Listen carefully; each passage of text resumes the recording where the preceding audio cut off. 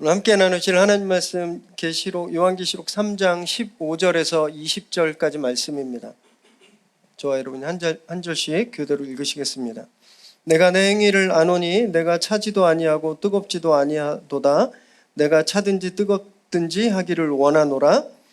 내가 이같이 미지근하여 뜨겁지도 아니하고 차지도 아니하니 내 입에서 너를 토하여 버리리라.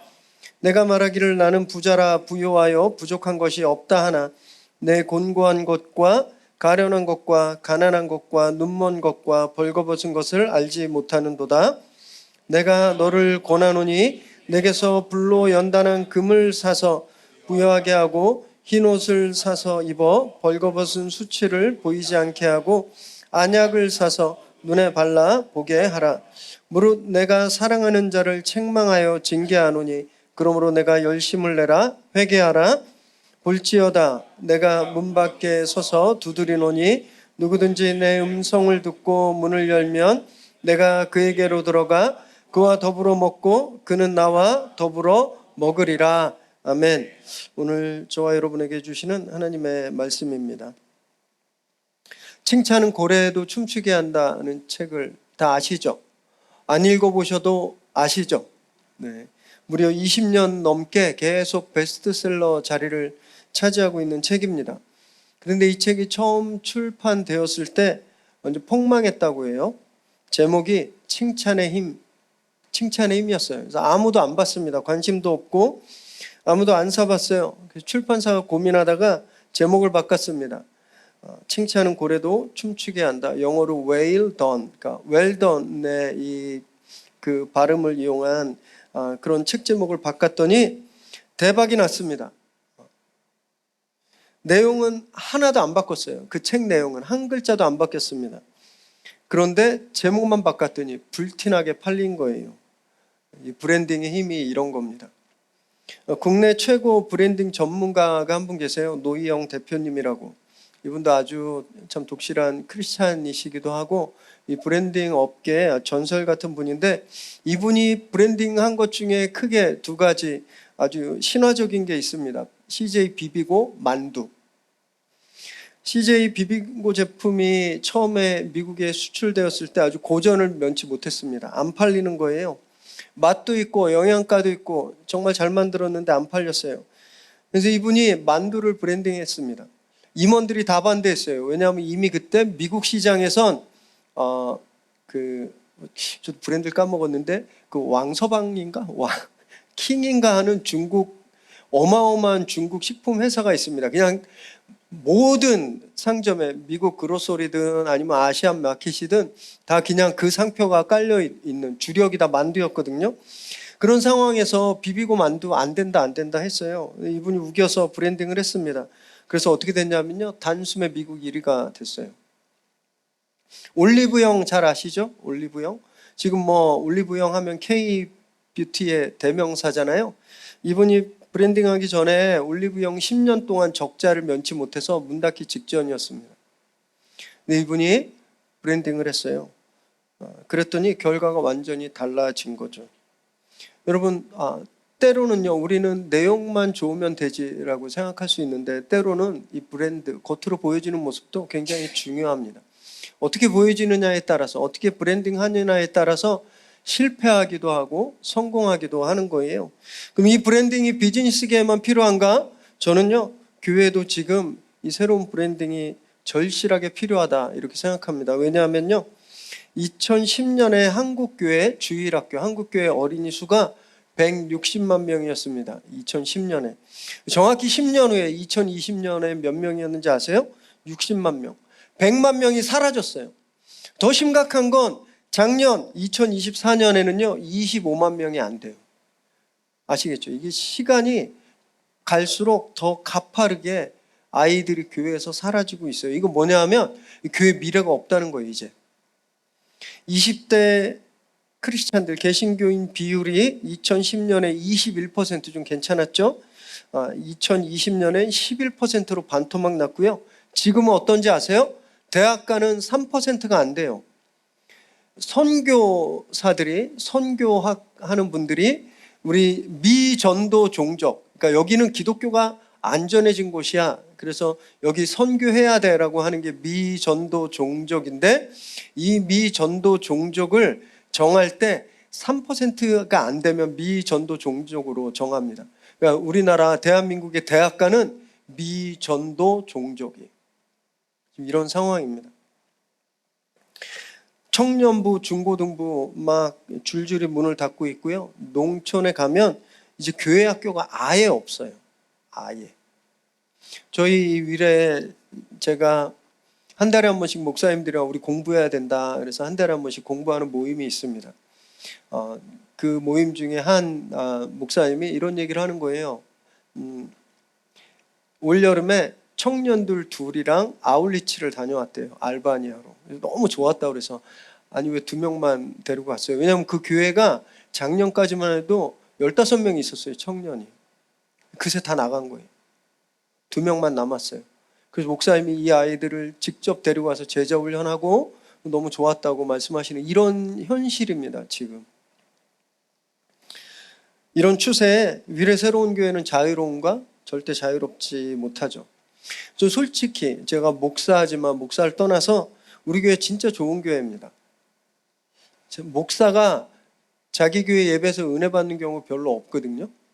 근데 저는 저희 교회 예배 드릴 때마다 너무 좋아요. 그래서 막 눈물도 나고 감동도 되고 또 성도님도 볼 때마다 너무 존경스러워요. 정말 존경스럽습니다. 열심히 섬기시고 막 이렇게 관심 갖고 챙기는 모습, 다른 교회 없는 모습들이에요. 그리고 우리 교회 굉장히 신식이에요. 그러지 않나요? 제가 오늘은 성찬 때문에 양복을 입었지만 평소에는 굉장히 캐주얼하게 요즘 말로 힙하게 입잖아요.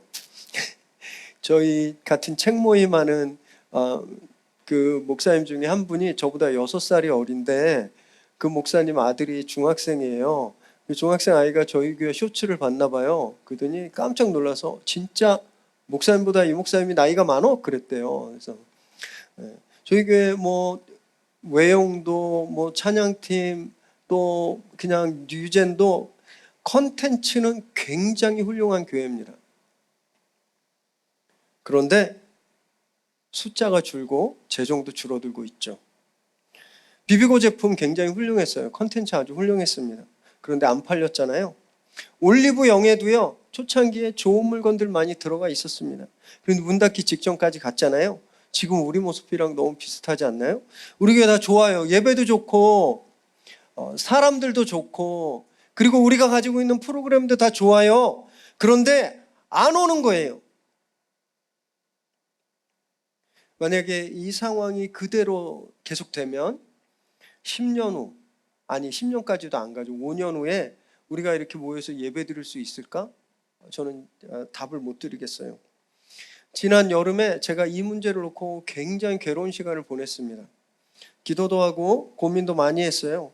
올해 1, 2월 기억하시나요? 저희가 진짜 엄동설안에 쫓겨나다시피 나와서 막 학원에서 예배드리고 막 여기저기 막 진짜 저는 미국에서 살았을 때가 제일 힘들었을 때인 줄 알았는데 저는 그 1, 2월이 가장 힘들었던 시간이었습니다. 그러면서 하나님의 은혜로 우리가 이 아트홀에 3월부터 들어오게 되었고 그리고 봄을 지나면서 예배가 진짜 많이 세팅됐어요. 오늘 예배 드리는데 뭐 불편한 거 없으시잖아요. 그랬더니 그 다음은 뭘까라는 퀘스천이 떠오른 거예요. 그 다음 우리가 이렇게 예배 장소도 찾고 예배도 잘 드리고 있는데 그 다음은 어떻게 해야 되지? 굉장히 답답해졌습니다. 왜냐하면 뭘 할 수 있는 게 없는 것처럼 느껴진 거예요. 저희 예배당도 없죠. 빌려 쓰고 있잖아요. 사무실도 없습니다. 사무실 없는 게 이렇게 서러운지 진짜 몰랐어요. 도서관, 카페, 신방 다니고 있는데 지금 많이 익숙해져서 진짜 괜찮은데 그 당시에는 사무실 없는 게 굉장히 힘들더라고요. 누가 뭐 만나러 온다 그러면 맨날 카페로 오라 그러고 복합기도 정리해서 뭐 복사하려고 그러면 문방구 가서 해야 되는데 막 이렇게 고생하는 시간들. 그리고 우리 교회 뉴젠도요, 딱 2집 아이들만 남았습니다. 2집 아이들만 남았어요. 성도님들이 막 아프신 거예요. 여기저기 아프시고. 아니 얼마 전까지 쌩쌩하셨는데 막 여기저기 아프셔요. 고생을 하도 많이 하시니까 교회 일 하시면서 이런 생각들을 계속 하니까 막 마음이 너무너무 답답해지고 진짜 굉장히 디프레스 됐습니다. 이러다 우울증 오는 거 아닌가? 그때 제가 부흥하는 교회, 소멸하는 교회라는 책을 받아보게 되었어요. 이거 원래 그 통계조사를 바탕으로 한 책인데, 목회데이터 연구소라고 제가 매주 구독하는 기독교 통계 연구소가 있습니다. 올 초에 이 조사를 하는데 저도 이제 조사에 참여했거든요. 총 1320명, 목사님 한 절반, 성도님들 한 절반을 1320명을 대상으로 막 조사를 했어요. 문제가 굉장히 많았습니다. 그런 문제가 아니라 대답해야 되는 문제가 그 결과가 나와서 책으로 엮은 거예요. 그래서 제가 그걸 얼른 받아보았는데, 제가 그걸 보면서 놀란 사실이 있어요. 지금도 부흥하는 교회들이 있더라고요. 지금도. 대형교회만 부흥하는 줄 알았는데 30명 미만, 10명 미만의 교회도 부흥하는 교회들이 있다. 그 결과를 통해서 알게 되었어요. 놀랐는데 전 그거보다 더 충격받은 사실이 있었습니다. 진짜 아픈 부분이 있었는데, 1300명을 조사를 해서 부흥하는 교회의 목사들은 이렇게 하고 있고, 부흥하는 교회 성도들은 이렇게 느끼고 있고, 소멸해 가는 목사들은 이렇게 생각하고, 그 교인들은 이렇게 느끼고 있다라는 것을 추렸어요. 그래서 공통점을 뽑았는데 한번 들어보세요. 주일학교가 줄고 있어요. 교회에서 애들이 줄고 있어요. 소멸하는 교회는 청년들, 그리고 교회의 30, 40대가 줄고 있어요. 사역이 점점 없어지고 있어요. 교회 사역이. 그리고 스몰 그룹, 소그룹이 약해지고 있어요. 그리고 예배 하나만 붙들고 있어요. 예배 하나만 집중하고 있어요. 딱 우리 교회인 거예요. 충격받았습니다. 별의별 생각이 다 들었어요. 8년간 진짜 열심히 사역했습니다. 성도님들 저 보면, 제가 친정교회 가끔 가면 왜 이렇게 살이 안 찌냐, 왜 이렇게 이렇게 마르냐. 그래서 제가 속으로, 그럼 당신도 개척교회 해, 그럼 다이어트 돼, 뭐 이렇게. 진짜 열심히 사역했습니다. 게으르지 않으려고요, 최선을 다했어요. 우리 성도님들은 병 나실 정도로 열심히 헌신했습니다. 8년간 그랬는데 우리 교회에 나타나는 사인이 소멸이라는 거예요. 우리 열심히 했는데, 그랬더니 우리 교회를 진단해 보니까 우리 교회 소멸해 가고 있다라는 거예요. 이 진짜 인정하기 쉽지 않았습니다. 너무 화가 났어요. 몇 날 며칠째 잠을 못 잤습니다. 너무 속상해 가지고. 그런데 인정하지 않을 수가 없었어요. 제가 인정 안 한다고 달라지지도 않겠죠. 그래서 그냥 인정하기로 했습니다. 지금 위례 새로운 교회, 지금 우리 교회는 소멸해 가고 있다. 그제 인정했어요. 이걸 인정하고 나니까 오히려 마음이 좀 시원해지는 것 같았어요. 이게 제가 자포자기해서 될 대로 되라 그래서가 아니라, 바닥을 쳤으니까 더 이상 갈 데가 없는 거예요. 이제 바닥을 쳤어요. 그러면 이제 올라간 일만 남지 않았을까라고 하는 그런 작은 희망의 소리가 저에게서 들려서 제 마음이 좀 시원했습니다. 마치 어린 왕자에 보면 이런 장면이 있거든요. 어린 왕자가 비행기 조종사와 함께 막 사막을 헤매다가 더 이상 걸을 수도 없는 상황에 처해서 완전히 절망에 처했을 때 마음 깊은 곳에서 울리는 작은 소리를 듣습니다. 그리고 그들이 우물을 발견해요. 저한테는 그 순간이 우리 교회 소멸하고 있다, 우리 교회 사라지고 있다라고 인정한 그 순간이 진짜 이 어린 왕자가 사막에서 물을 발견한 그런 심정이었어요. 그리고 나서 또 고민했습니다. 그럼 이제 어떻게 해야 되지? 구체적으로. 이제 알았어요. 그러면 그렇게 안 되려면 어떻게 해야 되는가? 무엇을 해야 되는가? 이제 막막했습니다. 그래서 또 책을 좀 구해서 봤어요. 이렇게 잘된 사례들, 온라인 강의도 찾아보고, 교회 관련된 책도 봤고요. 비즈니스 관련된 책도 봤습니다. 뭐에 집중했냐면 사람들이 다 반대했는데 성공한 사례, 사람들이 다 안 된다고 했는데 성공한 그 사례는 있는가 찾아보고 조사하고 9월에 청년들과 첫 번째 아우팅을 여의도 더 현대로 갔어요. 많은 분들이 왜 여의도 더 현대를 가냐, 더 좋은 데가 많은데, 왜냐하면요 더 현대가 그런 곳입니다. 여의도 더 현대를 만들자 그랬을 때 현대백화점의 모든 임원들이 다 반대했어요. 여긴 절대 백화점 안 된다. 왜냐? 백화점은 매출의 60% 이상이 주말에 나옵니다. 근데 여의도는 주말에 거의 거주 인구의 6분의 1만 남아요. 대다수가 다 집으로 가는 곳이잖아요. 그리고 또 이 더현대 지으려고 하는 옆에 IFC라고 하는 큰 쇼핑몰이 이미 있어요. 그리고 한강다리만 건너면 백화점들이 있어요. 현대백화점이. 그러니까 여기 안 돼, 그런 거예요. 근데 사장이 우겼어요. 그래서 여의도 더 현대가 만들어졌는데 그 후로 기록적인 매출을 내고요, 단숨에 계열사 4위로 올라서게 됩니다. 그래서 이 기적이라고 불려요. 그래서 어떻게 했을까 가보고 싶었어요. 그래서 우리 청년들이랑 갔습니다. 그날 걷느라고 진짜 발바닥이 아주 멍이 들 정도였는데 보니까 백화점 문법을 다 깬 거예요. 백화점 떠올려 보세요. 백화점 창문이 없습니다. 시계가 없어요. 왜냐하면 시간 보고 집에 갈까봐. 밖에 어둑어둑해지는 거 보면 집에 갈까봐 창문이 없고 시계가 없어요. 답답합니다. 매장들, 조그만 공간만 있으면 다 매장들을 만들어 놨잖아요. 그리고 명품 매장들을 가득했죠. 이거 다 깼습니다. 매장보다 복도가 더 넓어요. 얼마나 넓은지 몰라요. 그리고요 5층, 6층은 매장이 아니라 정원이에요. 큰 정원. 깜짝 놀랐어요. 그곳을 매장으로 꾸리면 1년에 2천억을 수익을 올릴 수 있는데 이걸 포기해버린 거예요. 그리고 지금은 명품 브랜드가 입점해 있었지만 초기에 명품 브랜드를 입점시키지 않았습니다. 그리고 식당가는요, 지하 1층의 식당가는 푸드트럭을 모았어요. 진짜 트럭이 와서 음식을 요리합니다. 되게 재밌었어요. 그리고 주차장에서 가장 가까운 곳, 보통 백화점은 어떻게 해요? 주차장에서 올라와서 지하 2층에 식품 매장을 놓죠. 그래서 뭐 장보라고. 그러지 않았습니다. 지하 2층을 다 통으로 팝업 스토어로 만들었어요. 벽이 없어요.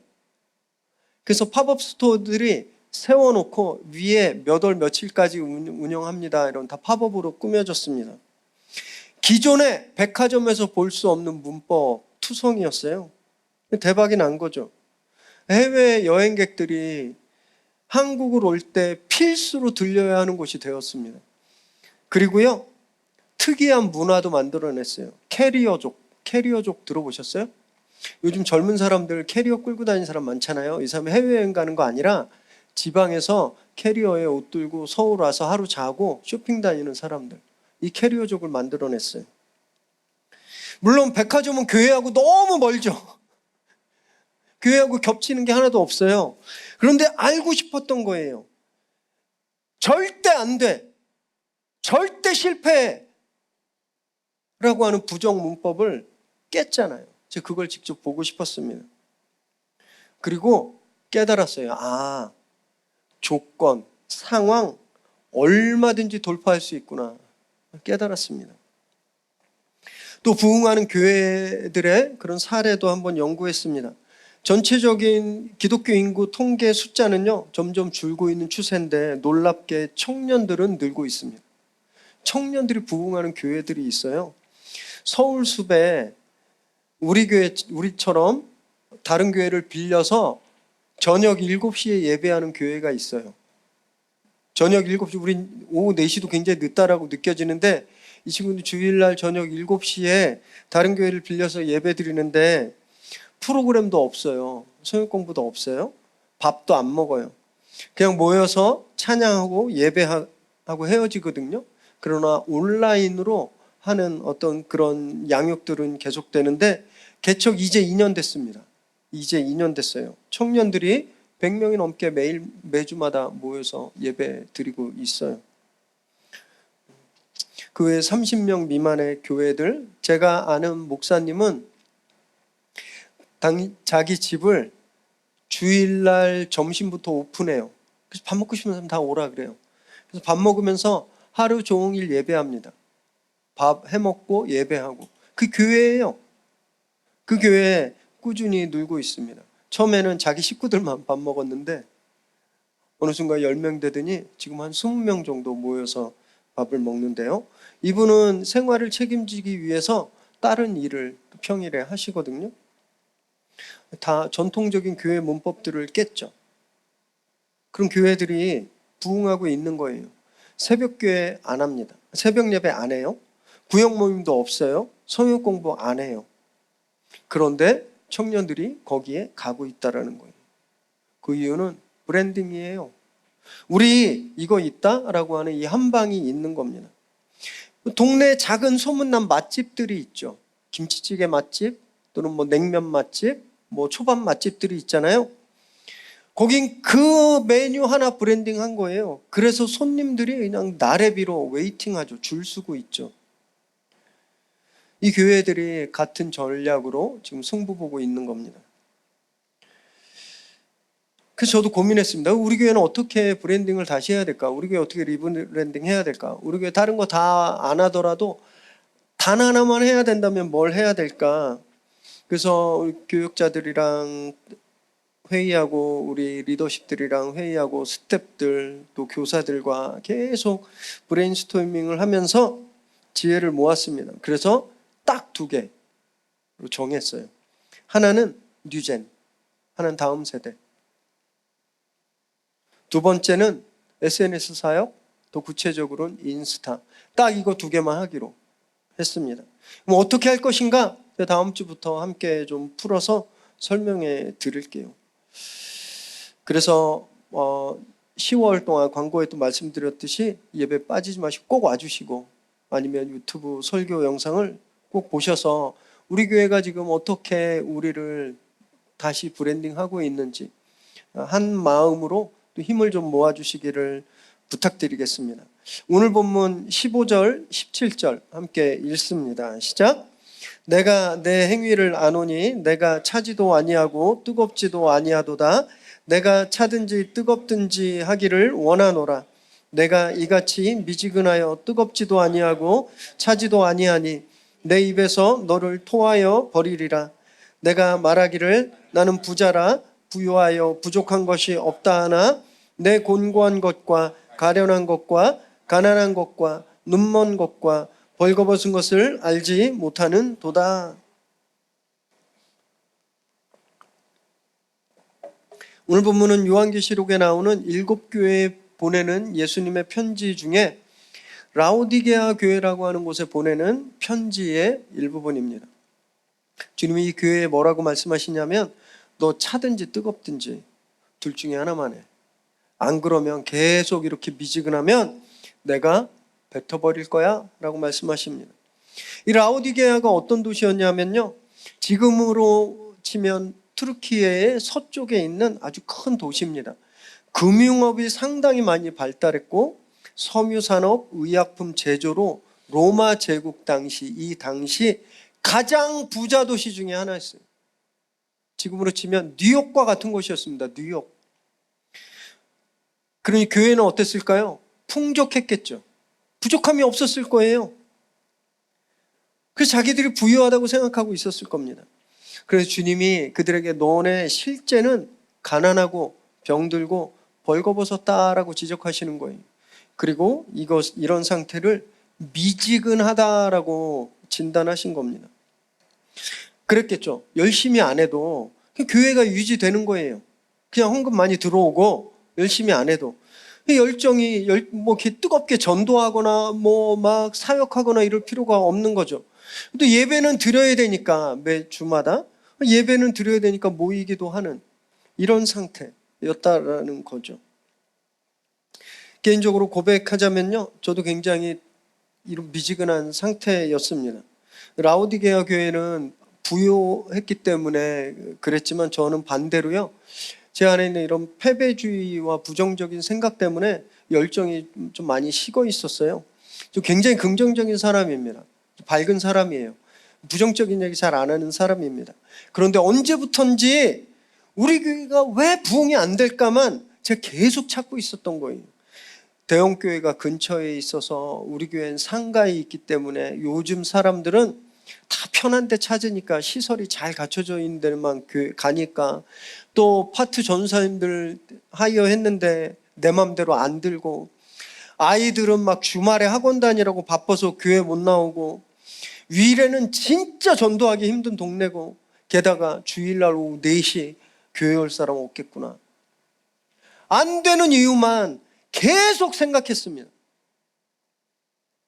그랬더니 뜨뜻미지근한 상태가 돼버린 거예요. 우리 성도님들은 어떠세요? 처음 개척했을 때 막 위례를 다 집어삼킬 것 같다라고 하는 그런 열정들 우리에게 아직 있나요? 어쩌면 우리 이 라오디게아 교인처럼 그냥 와야 되니까 오고, 그냥 예배해야 되니까 오는, 책임 맡았으니까 와야 되는 이런 미지근한 상태로 우리가 모이고 있지는 않은지 한번 좀 돌아보아야 합니다. 그래서 이번 리브랜딩 프로젝트는요, 단지 우리가 형식을 조금 바꾸고 방법을 조금 바꾸는 이런 인테리어 바꾸는 이런 수준이 아니에요. 완전히 새로워지는 겁니다. 지금 바닥이잖아요. 이 바닥에서 다시 개척하는 거예요. 그래서 리브랜딩은요, 리플랜팅입니다. 우리 다시 교회를 개척하는 거예요. 그래서 결단해야 돼요. 차갑든지 아니면 뜨겁든지.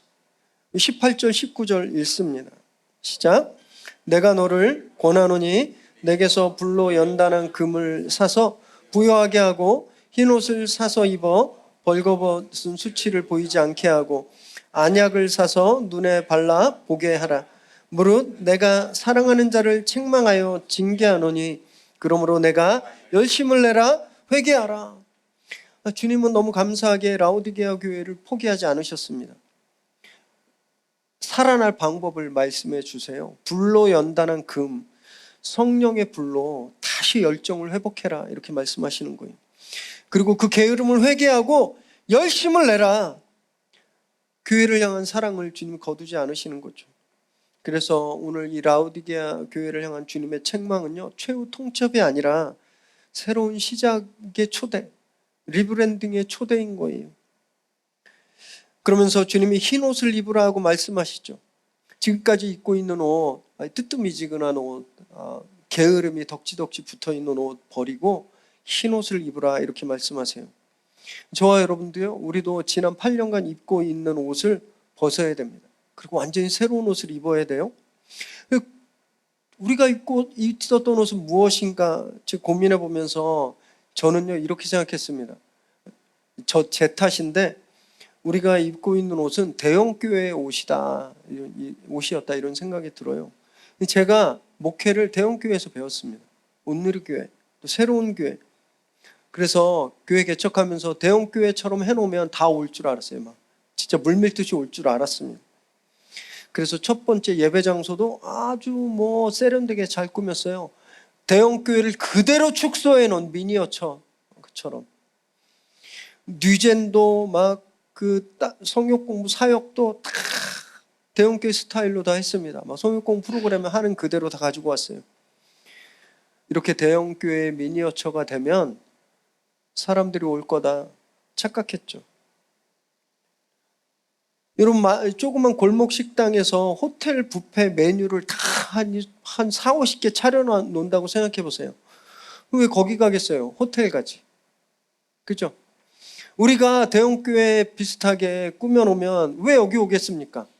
진짜 대형교회 가지. 그래서 그 옷을 벗기로 했습니다. 우리가 입을 흰 옷은 무엇인가?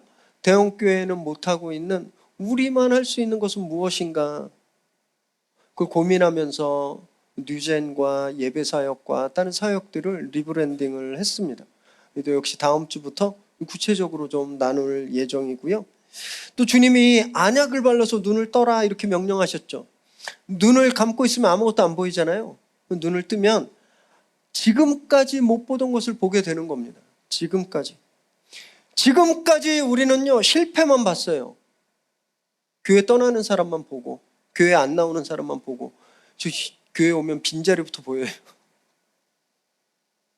안 되는 이유만 봤습니다. 근데 이제 눈을 뜨고 부흥을 봐야 돼요. 성장을 봐야 됩니다. 지금 당장 우리 눈에 보이지 않지만 우리가 믿음의 눈을 뜨면요, 그 보이지 않는 것들을 볼 수 있습니다. 히브리서 11장 1절 우리 함께 읽습니다. 시작. 믿음은 바라는 것들의 실상이요 보이지 않는 것들의 증거니. 믿음의 눈을 가지면 아직 안 보이지만 볼 수 있다라는 거예요.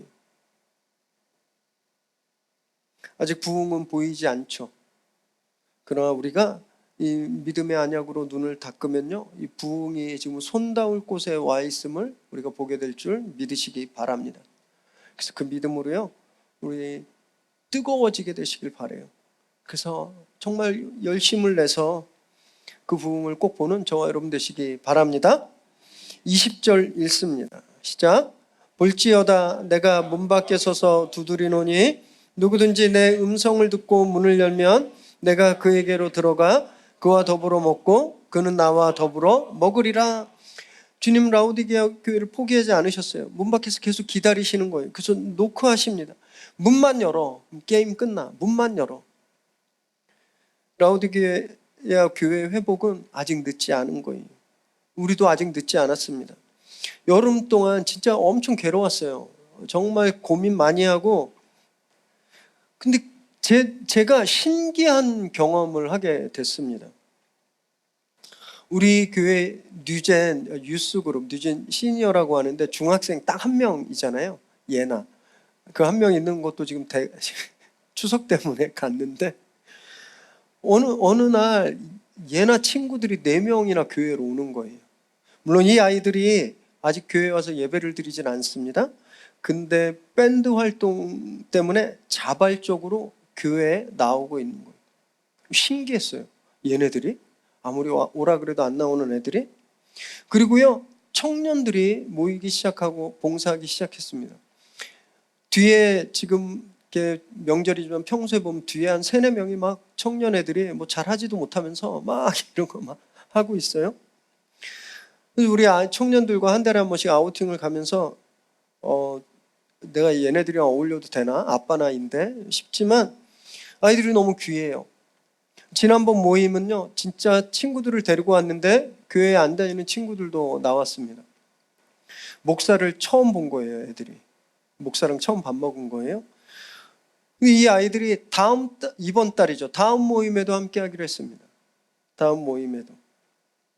또 우리 성도님들이 막 기도 제목으로 저 이분 전도할 건데 중보기도 해주세요. 저 이분 전도할 건데 중보기도 해주세요. 막 중보기도 제목 올리고 진짜 가서 열심히 전도하고 계시는 거예요.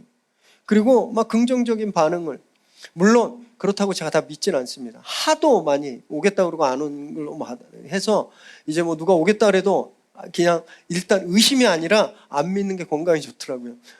여러 가지 가능성을 내놓습니다. 긍정적인 반응을 보이시는 분들도 계셔요.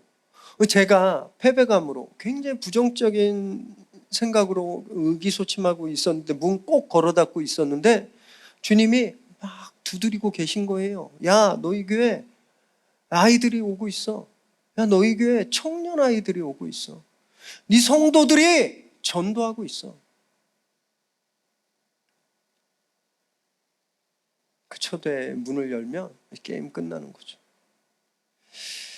11월부터 우리가 이제 런칭해서 새롭게 하게 되는 이 리브랜딩 사역은요, 어쩌면 파격적일 수 있습니다. 아니, 예배가 이래도 돼? 아니, 왜 이거 안 해? 많은 파격적인 변화는 결론이 딱 둘 중에 하나예요. 뭐 아니면 도. 크게 성공하거나 아니면 아주 망하거나. 도가 나올까봐, 그나마 잘 되던 것도 망칠까봐 아무것도 안 하고 계속 이대로 있으면 우리는 이 상황에서 절대 벗어날 수 없는 거죠. 파격은 두렵지만 항상 큰 성공은요, 파격에서 시작되는 경우가 많습니다. 1990년대 애플이 파산 직전이었어요. 지금 애플 어떤 기업인지 아시죠? 그 애플이 1990년대 파산 직전이었습니다. 그래서 쫓아냈던 스티브 잡스를 다시 불러왔어요. 그때 스티브 잡스가 파격적인 슬로건을 냈습니다. Think different. 다르게 생각해. 너네 지금처럼 생각하는 것과 완전 다르게 생각해. 그래서 아이맥도 만들어내고 그리고 아이폰도 디자인해내고 그래서 지금 세계를 선도하는 기업이 되었잖아요. 그리고 우리 리브랜딩도 마찬가지입니다. 우리 본질은 변함없지만 think different. 방법을 혁신해야 돼요. 지금과는 다르게 생각하고 지금과는 다르게 접근해야 되는 겁니다. 우리가 믿는 복음은 그대로지만 이 복음을 전하는 방식을 파격적으로 바꿔야 되는 거예요. 우리 믿음 생활은 똑같지만 우리 신앙 고백은 똑같지만 우리 신앙을 세상에 보이도록 아주 혁신적으로 바꿔야 합니다. 주님이 문 앞에서 두드리고 계시잖아요. 이 문 열면 돼요. 이 문을 닫아 걸고 익숙함에 앉아 있으면 절대 안 됩니다. 우리는 앞으로 5년 후도 장담할 수 없어요. 문을 여는 것이 두렵지만 주님의 도전에 우리가 문을 열면 그때 우리 변화가 시작되는 거죠. 절대 늦지 않았습니다. 절대 늦지 않았어요. 저희 교회 지금 추석이잖아요. 한번 보세요. 꽤 많은 분들 여기 계시죠? 그리고 젊은 포션도 젊은 분들의 퍼센트도 많습니다. 지금 열면요 우리 반드시 부흥합니다. 그리고 누젠 교사들이 벌써 3주 전부터 매일 밤 10시에 10분 기도 운동을 하고 있어요. 텐텐 운동이거든요. 그래서 매일 10시에 10분간 우리 기도 제목 나눔과 뉴젠을 위해서 교회 부흥을 위해서 매일매일 기도하고 있는데 너무 은혜 받고 있어요. 뉴젠 선생님 아니신 분들도요 한번 동참해 주세요. 매일 10시에 한 10분만 교회를 위해서 기도해 주십시오. 이 일은 목사인 저 혼자 할 수 없어요. 또는 뭐 조장님들 몇 분, 교사 몇 명이 할 수 없습니다. 우리 모두가 마음을 모아서 열심을 낼 때 그때 이 리브랜딩 프로젝트는 반드시 성공합니다. 저는 확신해요. 오늘 함께 예수님이 두드리고 계심의 문을 여시기 바랍니다. 오늘 저와 여러분이 함께 새롭게 시작하는 거예요. 지금 우리 위례 새로운 교회 리브랜딩 프로젝트를 시작하게 되는 겁니다. 그래서 아직 안 보여요. 그 부흥이 아직 안 보입니다. 그 성장이. 그러나 그 부흥을, 그 성장을 반드시 보게 되는 저와 여러분 되시기를 주님의 이름으로 축원합니다. 기도하겠습니다.